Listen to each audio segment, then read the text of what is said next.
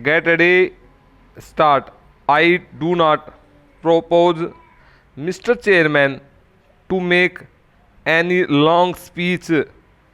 Indeed, I might, with great respect, say to the House to accept this motion for reference to a committee without any great debate, because I think it is recognized on all hands that an untouchability bill is required.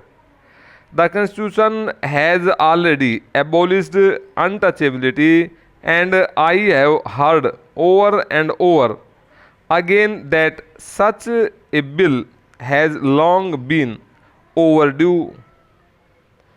I notice that one of the amendments tabled is that the bill be circulated for eliciting public opinion.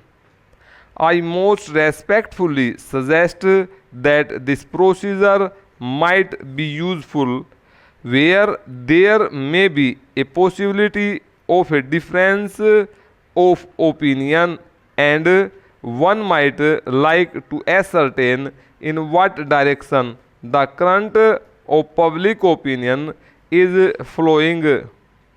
But where there is no room for doubt or dispute, no room for any divergence of opinion, and there is, if I may put it that way, universal agreement that the bill is necessary and should be urgently passed, where is the necessity for such a procedure?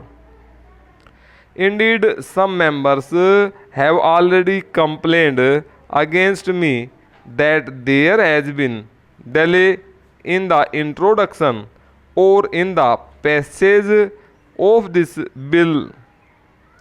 I therefore think that in a case like this eliciting of public opinion is really not a necessary process.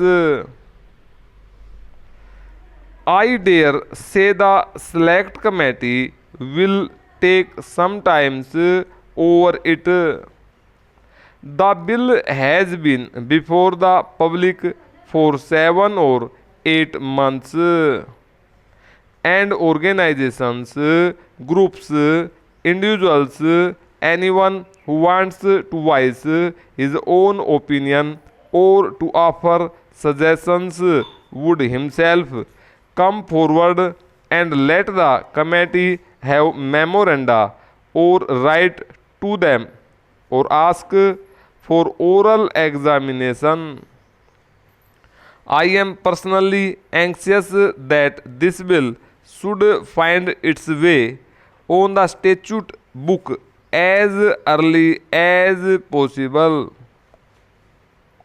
I would have really liked to put through this bill in the last session, but there was such congestion of legislative business that it could not be brought forward at that time. That is about this small matter of referring the bill for eliciting public opinion by a certain date.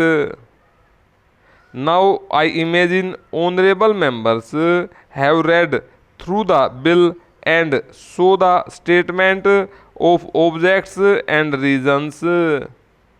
It is what I call a coercive measure, and all legislation must of necessity be of a coercive nature. Therefore, every clause of this untouchability offences bill is of a coercive nature, and this bill should be scrapped.